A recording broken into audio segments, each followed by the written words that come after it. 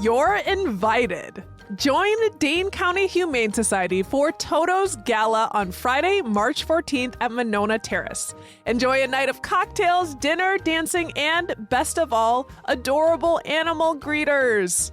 Bid on incredible items in their silent auction and discover how the dreams we dare to dream for animals come true.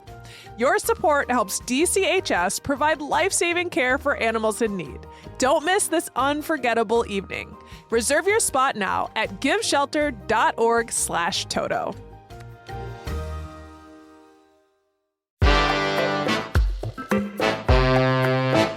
Today on CityCast Madison.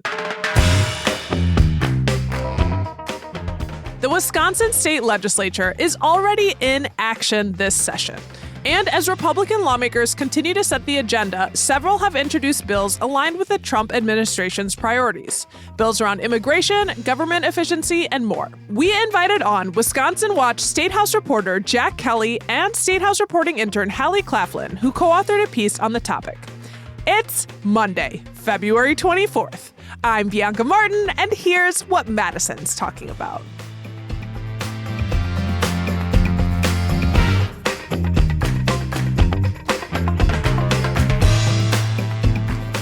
Hi, Jack. Hey. Hallie, hello. Hello, how are you? I am doing the best that I can in some interesting, challenging times. There's so much going on in the news, and so we're really appreciative of both of you coming on. Thank you. You know, the Wisconsin legislature has been pretty busy this session, including Republican lawmakers introducing some bills that align with the Trump administration. So what's the pulse like at the State House right now? Is it business as usual, or are we seeing any mirroring of that kind of bold action that's coming out of the White House? I'll throw this to you, Jack. We're certainly seeing Republican lawmakers bring ideas that Trump pushed on the campaign trail and is now pushing from the White House in Washington back to Madison. And we're also seeing a lot of uncertainty. There is some business as usual. It's the start of a session. There's the typical let's be bipartisan, work across the aisle, find common ground.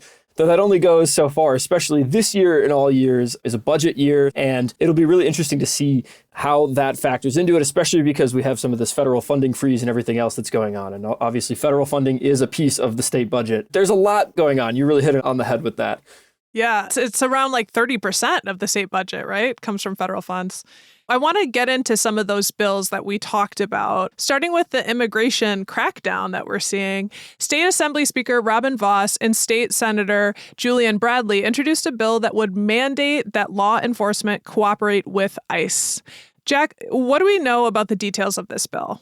Yeah, this is something that is directly out of the Trump playbook. Obviously, immigration enforcement was probably his signature campaign promise. It is also one of the things that he has taken the most aggressive action on since he's returned to the White House. So the bill here in Wisconsin basically would mandate that county sheriffs, they have to request so-called proof of legal presence status. It's kind of this legalese term. Basically, if you are somebody who is being booked into a county jail for an offense that is punishable as a felony, the sheriff's office is required to check if you are a legal resident or not. There's many other aspects about from there where they need to cooperate with certain things with federal authorities. But the kicker here is that if sheriff's offices decline to do this, they will see a cut in state aid to the county that they live in the next year, a cut of 15%, which is pretty significant. So Republicans are not messing around with this. Obviously, Democratic Governor Tony Evers is skeptical of this and has already come out as skeptical of it. So it seems unlikely it'll become law, but they are definitely pushing it. And this is, one of the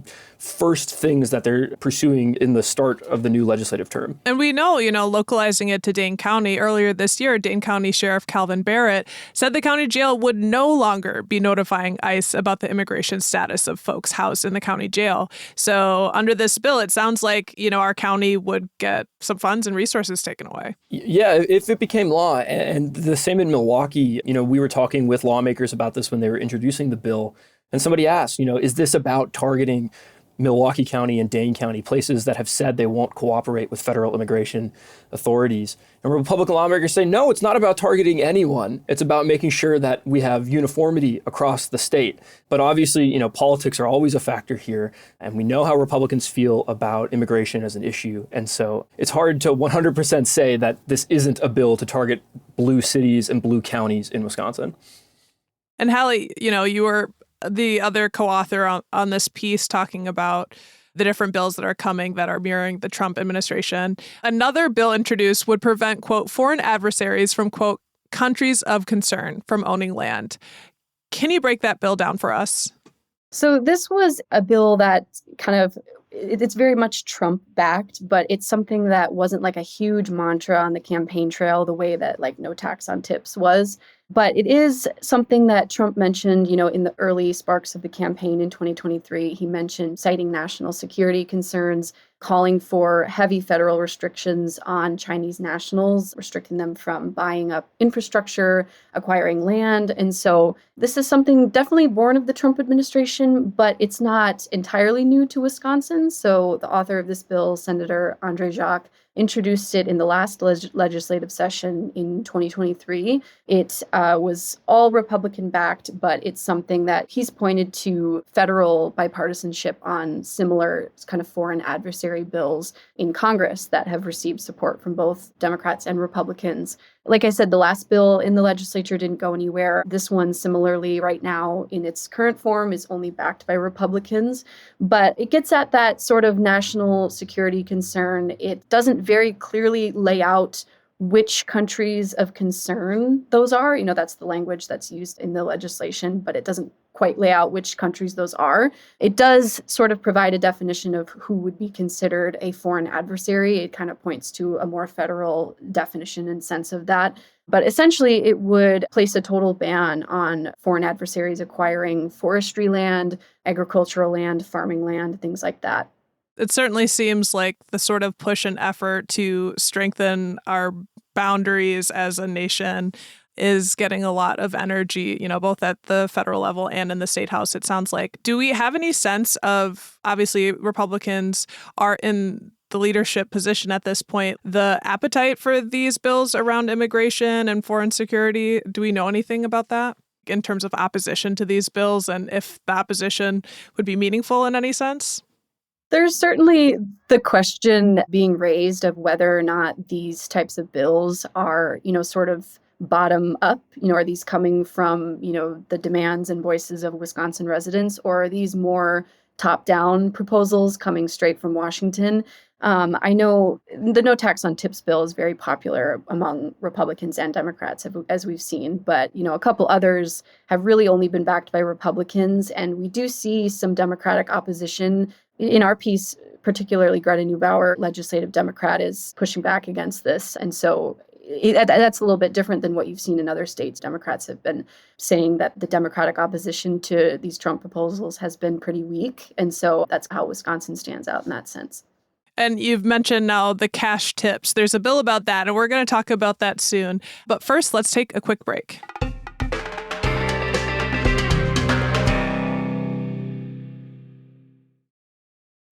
Are you still quoting 30-year-old movies? Have you said cool beans in the past 90 days? Do you think Discover isn't widely accepted? If this sounds like you, you're stuck in the past. Discover is accepted at 99% of places that take credit cards nationwide. And every time you make a purchase with your card, you automatically earn cash back.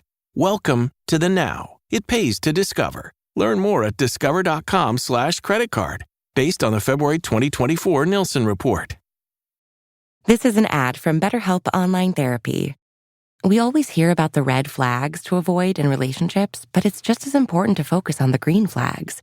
If you're not quite sure what they look like, therapy can help you identify those qualities so you can embody the green flag energy and find it in others.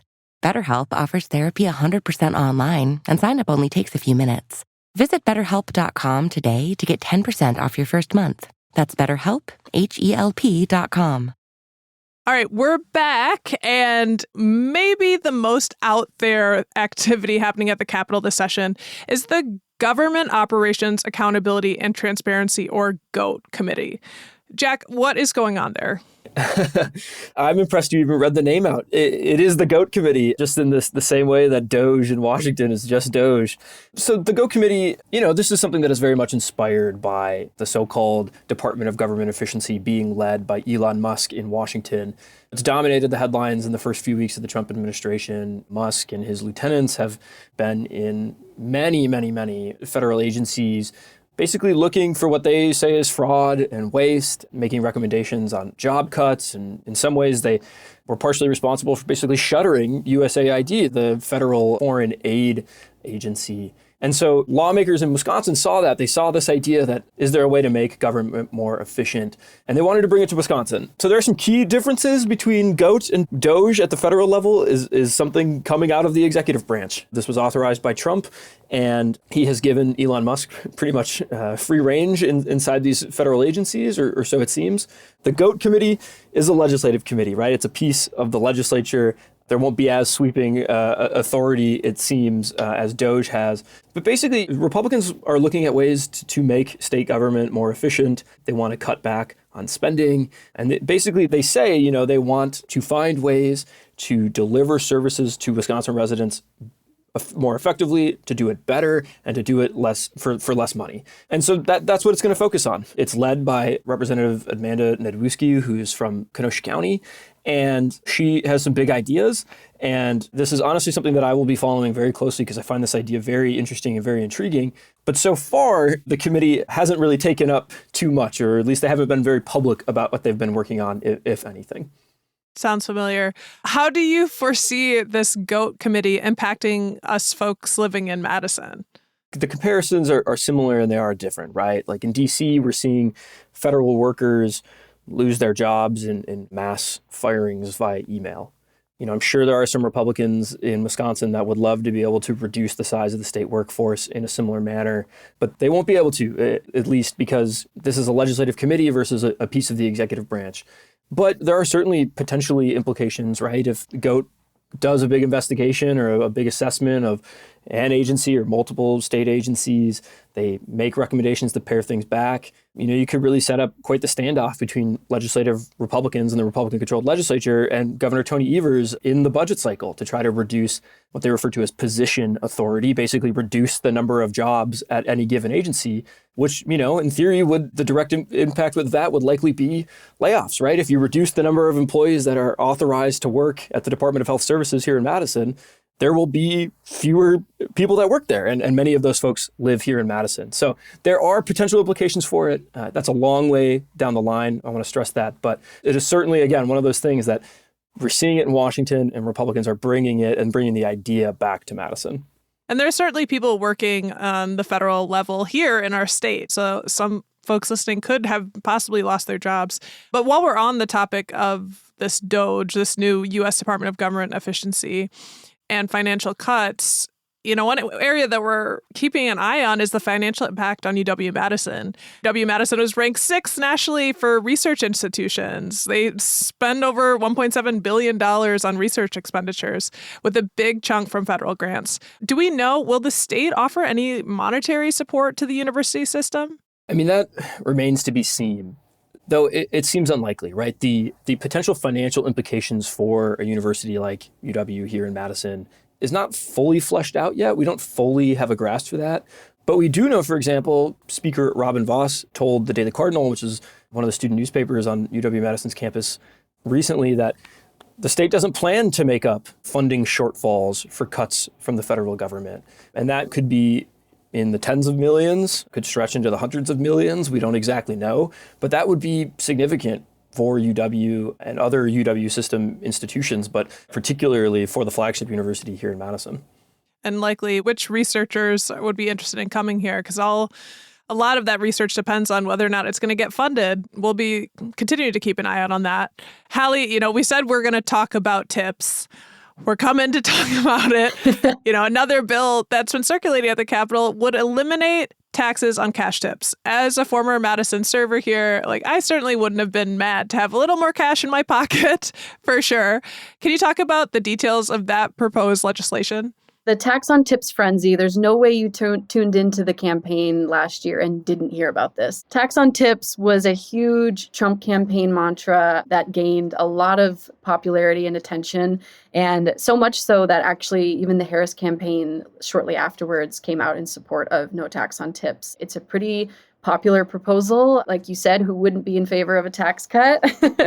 But it's actually something that we even see a lot of bipartisanship here in Wisconsin. Democratic Governor Tony Evers' budget address came out and, he mentioned adding a provision in the budget to end taxes on tips. But then, of course, we have this Republican-backed bill in Wisconsin that would end taxes on cash tips. And so this isn't actually something completely new to Wisconsin. The author of the bill this session, Senator Jacques, he introduced it back in 2019. It, got a hearing. It didn't really go anywhere beyond that, got stuck in the legislative process, but it was introduced alongside a group of pretty bipartisan lawmakers. And like I said, very popular in the hospitality industry.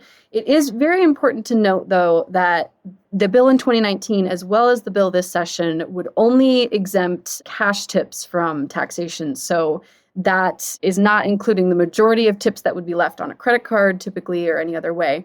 And the reasoning for that most likely being to limit the amount by which state revenue is reduced. So obviously, if there's exemption of all tips, that will reduce state revenue by most likely above $20 million per year, according to the last fiscal estimate for the 2019 bill.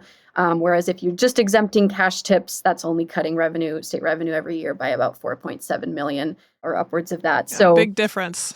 A big difference, yes. And so it's important to note that, but flashing forward to this session, there's no doubt that, and Senator Jacques agreed with this, there's no doubt that, the political capital that the Trump administration has put towards this issue made them want to reintroduce it again, because it hasn't been reintroduced since 2019 until now in 2025.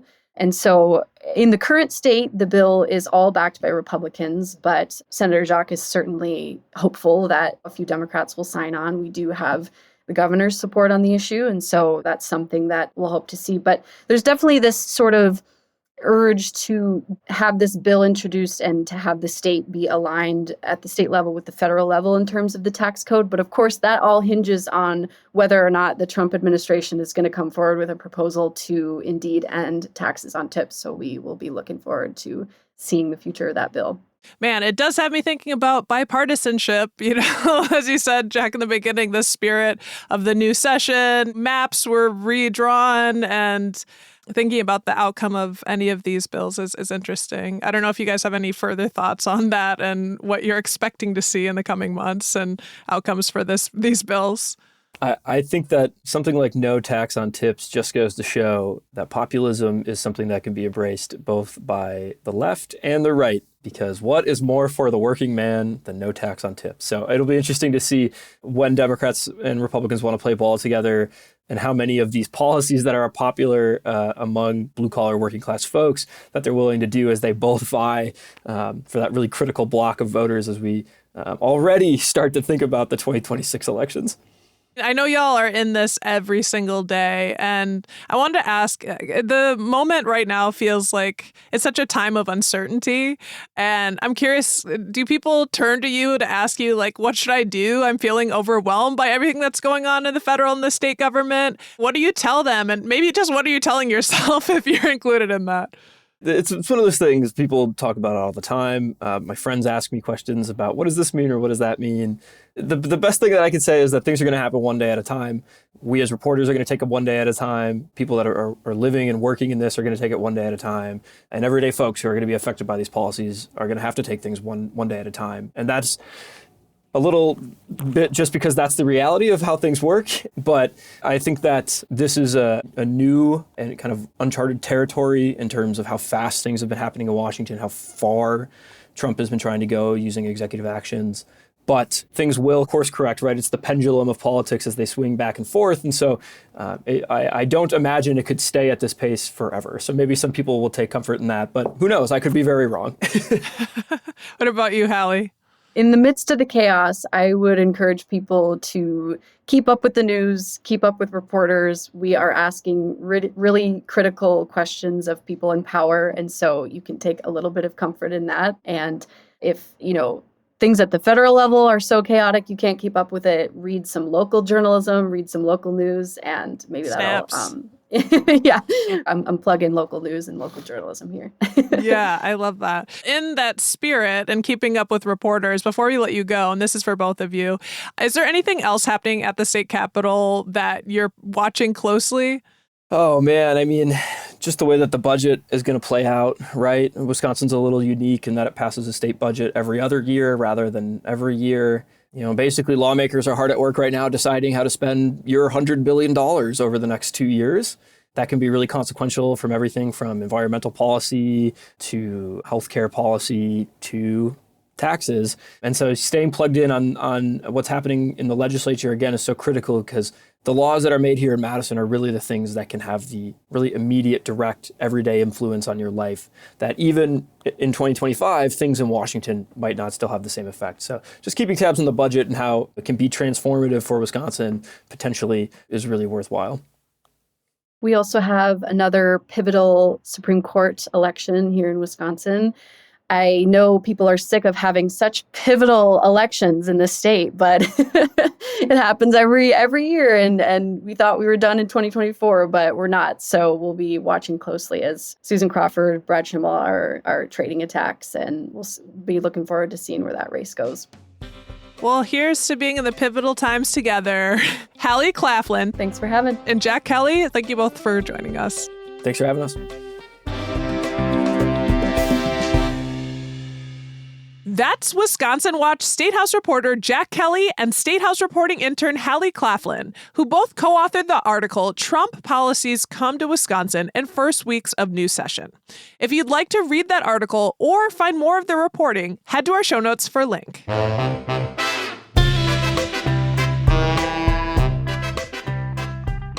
That's all for today. Here on CityCast Madison. I'm Bianca Martin, your host. If you enjoyed the show, why not share this episode with a restaurant server? We'll be back tomorrow morning with more stories from around the city. Until then, take good care.